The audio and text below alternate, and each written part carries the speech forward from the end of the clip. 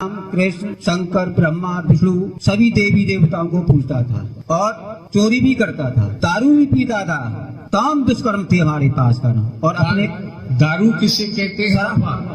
नारायणी शराब को कहते हैं। शराब पीते थे और 24 घंटे नशे में सवार रहते थे। अंग्रेजी पीते थे क्या देसी पीते? सब प्रभु सब तरह की पीते थे। सब तरह की जैसी मिलती थी वैसे पी जाता था। भोटम खिचड़ी जैसी मिलती थी ना। जब मैं व्रत रहता था पूरे स्पिरिट पीते थे। जिस दिन व्रत रहता था विष्णु भगवान का व्रत रहता था, जब मेरी की इच्छा होती थी उसी टाइम देखता भाई विष्णु भगवान आप एक तरफ हो जा, मैं दारू पीऊंगा, दारू पी लेता था।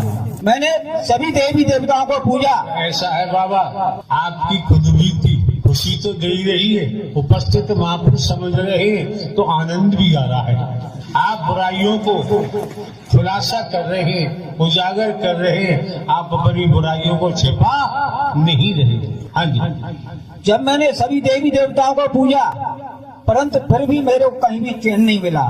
एक बात बताओ, जब विष्णु की पूजा करते थे हाँ प्रभु तो कहते थे विष्णु तुम हटो मैं पी लूं पहले, ऐसे बताओ ढंग से। नहीं प्रभु, मैं विष्णु भगवान की पूजा करता था और पूजा करता फिर भी दारू पीता था। विष्णु जी को हटा देते थे सभी देवी देवताओं को मानते हुए भी। अरे वो बात नहीं हो रही बाबा। हाँ प्रभु, जब भगवान जी की पूजा करते थे आप, भगवान जी आपके सामने बैठे होंगे, तो जब आप शराब पीते थे तो कह देते हो कि जरा भगवान जी थोड़ी देर को हट जाओ। हाँ दूर करते थे उनको सबको कि हम पी लें। हम पीते हैं तो आप खुद दूर हटिए, उसके बाद मेरे को सवार हो जाइएगा। इसी कारण बस ऐसी बाड़ी आती है ना तो सुनने में मजा आता है, आनंद आता है। क्यों आता है? अगर हमारी कोई कमियां हैं, हम में कोई दोष है, हम में बुराइयां हैं, अब हमें भी अंदर से निकाल के बाहर फेंकना है, बाहर फेंकना है। 501 नंबर बीड़ी का बंडल निकाला जेब में से, माचिस अपने गुरु के चरणों में रख दी। देखने वाले अनुयायी देख रहे हैं कि ये क्या कर रहा है। किसी ने पूछ लिया तू यार गुरु दर पर बीड़ी माचिस क्यों चढ़ा रहा है? तो उसने कहा हजारों मैंने कसमें खाई, गंगा की कसमें खाई, शंकर ब्रह्मा विष्णु की कसमें खाई छोड़ने के लिए, तो छोड़ दी, लेकिन ये बीड़ी छूटी नहीं। अच्छी बात है, तो यहाँ क्यों रख रहा है? यहाँ सामने जीता जागता गुरु है, अब यहाँ छोड़े जा रहा हूँ, अब कभी दोबारा नहीं पीऊंगा। फिर क्या हुआ बाबा? जो तन के नाते से हमारे पिताजी थे, एक भूत प्रेत आत्मा ऐसी थी, उनको उठा करके मटका में बंद कर देती थी। मटके में बंद कर देती थी प्रभु। किसको? पिताजी को, हमारे को। पिताजी आपके जीते जागते थे? जीते थे, मरे हुए नहीं थे, जिंदा थे। हम कैसे हिष्ट थे? आपकी तरह हिष्ट पुष्ट थे। तो आपके पिताजी को कौन मटके में बंद करता? अब ये प्रभु मैं नहीं कह सकता कौन लेके आता था, कौन जाता था। ज्यादा मत बोलो, जितना जरूरत है उतना बोलो। हाँ प्रभु। आपके पिताजी को मटके में कौन बंद करता था? कोई एक प्रेत आत्मा आती थी। अच्छा ठीक है। तो वो जब बाबा आपकी बातों में आनंद आ रहा है, मजा आ रहा है। ये सत्य कथा चल रही है, झूठ का बोलो वाला नहीं, ढंग पाखंड का नहीं, आडम्बर का नहीं है। तो आपके पिताजी की लंबाई कितनी थी? हम कैसी थी प्रभु? आपके बराबर? हाँ जी प्रभु। 5 फीट 4 इंच? हाँ जी। है? अच्छा। और मटका कितना लंबा था? छोटा था, होता था प्रभु। कितना छोटा? ये पसंदा बोलते हैं तैसे। अरे यार 1.5 फीट। हाँ 1.5 फुट की ऊंचाई ज्यादा याद बस करो। तो 1.5 फीट की ऊंचाई वाले मटके में 5 फीट 4 इंच का तुम्हारे पिताजी कैसे प्रविष्ट हो जाते थे? अब प्रभु वो प्रेत आत्मा जाने कैसे बंद करती थी। देखो हम तो प्रेत आत्मा को मानते नहीं है बाबा, हम केवल कर्मों को मानते हैं। कर्मों की मार। और कर्मों की मार तो किसी किसी रूप में पड़ती है, उससे बचाव तो संभव नहीं होता है। नहीं होता प्रभु।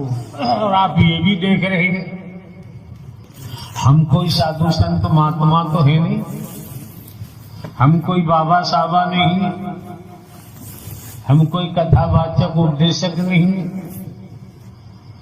हमने आज तक कोई मिशन संस्था पंथ नहीं बनाया है, हमने आज तक कोई आश्रम नहीं बनाया है।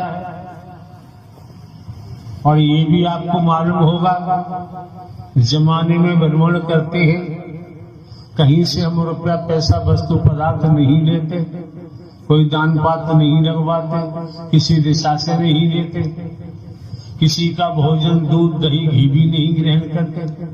आपने सुना होगा ना, देख लीजिए। तो हमें तो प्रेत कहीं मिला नहीं आज तक। प्रभु आपके सामने कोई भी टिक नहीं सकता बना। हम ऐसे हमका हुआ है। हाँ प्रभु, पूरे ब्रह्मांड की बात है बना, आपके सामने कोई टिक नहीं सकता। हम तो बाबा एक हाड़ मास के बूढ़े व्यक्ति बैठे। बूढ़े व्यक्ति की बात नहीं प्रभु बनो, मैं अपनी बात रख रहा हूँ बना। अच्छा, अपनी बात रखो। जब कुछ आत्मा मेरे पास आई तो मैं अग्नि में प्रवेश होता था बना, 1-1 घंटे के लिए बना। आप बिल्कुल प्रभु बना। सुनो, अग्नि लकड़ी से जलाते थे, पेट्रोल से, डीजल से, किससे? किसी भी प्रकार की अग्नि होती प्रभु, प्रवेश हो जाता था मैं उसके अंदर बना। अच्छा, कपड़े पहने हुए प्रवेश? बिल्कुल प्रभु, हमारा कुछ नहीं बिगड़ता था बना। अरे बाबा, हमें जरा जान लेने दो, आप इतनी जल्दी करोगे तो हमारे पल्ले कुछ नहीं पड़ेगा, हम भी कोशिश करेंगे।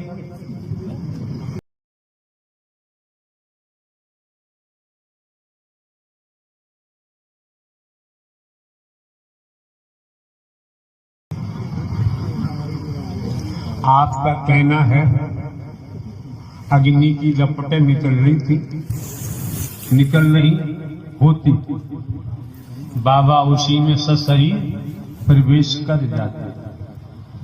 हम आप लोग तो एक साधारण व्यक्ति हैं, साधारण इंसान हैं, हम आप तो चकित रह जाएंगे, आश्चर्य करेंगे, अचंभा करेंगे। क्यों? माचिस की तिल्ली, माचिस बॉक्स पर रगड़ो, अग्नि मसाला लगा होता है, अगर वो कहीं माचिस की तिल्ली की आग कहीं छू गई हाथ पे, हथेली में कहीं, तो बड़ी पीड़ा होती है, बड़ा दर्द होता है। आप पूरे अग्नि में प्रविष्ट हो जाते थे, आपको अग्नि जलाती नहीं थी। नहीं प्रभु। ऐसा कौन सा दांव लगाते थे? ये कुछ नहीं प्रभु का एक शक्ति मिली थी, वो भी उसने तय किया था, जिस दिन तू मेरे को गलत जगह में लगाएगा उस दिन तेरा विनाश करके जाऊंगा मैं। ऐसी शक्ति क्या थी? प्रभु ये मेरे को नहीं पता, मैं चोरी करता था, राइफल रखता था, जब वो शक्ति आती थी तो मैं राइफल उठाता था, कुछ क्षण के बाद में उसने मेरे को दाब लिया और कहा अब अपनी शक्ति को दिखा, कहाँ है तेरी राइफल? एक बात बताओ बाबा, वायु हवा बहती है, हमको भी भले ही हमारे कारा चौकीदार बन के काम करते हैं, हमने समझा ये वायु है, हवा, ये भी परमात्मा की शक्ति है ना?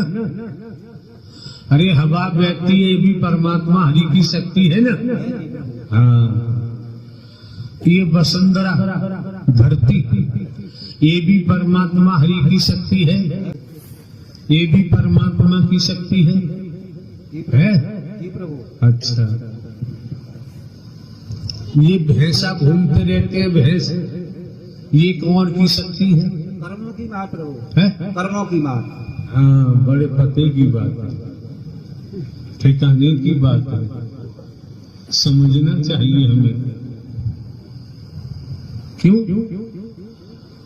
कोई शब्द अगर बच्चे के मुख से भी मिल जाए और वो लौकिक जगत से परे का शब्द है, तो हमें बच्चे के मुख से निकले हुए शब्द पर ग्रहण कर चिंतन मंथन करना चाहिए। अगर वो शब्द पल्ले पड़ गया है, वो पारलौकिक है, उसे हमने कर्म में ढाला, व्यवहारिक रूप दिया, तो हमारे जीवन में अभूतपूर्व परिवर्तन हो सकता है। आप लोग इस मानव मंगल मिलन सद्भावना समागम में पहुंचे हैं, आप गंगा स्नान करने जाते हैं, मंदिर मस्जिद गुरुद्वारे जाते हैं, गिरजाघर जाते हैं, मिशन संस्था पंथ जाते हैं, सुनने के लिए जाते हैं, दर्शन करने के लिए जाते हैं। 20 वर्ष हो गए, सुनते रहे, दर्शन करते रहे, गंगा स्नान करते रहे, परिवर्तन तो आना चाहिए। अगर परिवर्तन नहीं तो मंदिर मस्जिद गुरुद्वारा गिरजाघर पर उंगली नहीं उठा सकते। दोष हमारा है, कपड़े हमारे गंदे हैं और इन कपड़ों को हम गंदे नाले के पानी में भिगोकर सर्फ साबुन लगाएंगे तो श्रीमान जी उसमें प्लास्टिक सोडा होता है, हाथ कट जाएंगे, कपड़े का धागा टूट जाएगा, फट जाएगा। गंदे नाले के जल में भिगोकर कितना ही सर्फ साबुन खर्च करो, कपड़ा साफ होने वाला ये अहम मुद्दा है, इसे समझिए।